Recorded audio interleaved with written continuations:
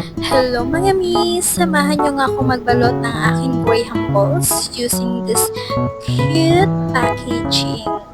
Bali pang fourth batch ko na tong Graham balls na nagawa ko, and I think sa pagkakaalala ko is 107 pieces na tong nagawa.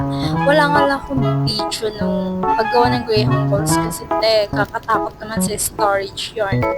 And also guys, about this packaging, maganda to para sa business nyo kasi nakaka-attract to ng mga consumer, let's say buyers. And also, may sarili na rin siyang pandikit. Tanggalin nyo lang yung plastic like that, and didikit nyo na siya. And boom, ang cute niya na. Actually, sobrang mabenta to sa mga kids since I'm only selling it for 5 pesos. At saka guys, safe na rin siya kasi kahit hawak-hawakan mo pa yan, hindi na yan madudumihan dahil naka-cover na siya ng ganyan, diba? So, gusto ko lang naman iparating sa inyo na sobrang importante ng packaging sa products, guys. Yun lang. Thank you!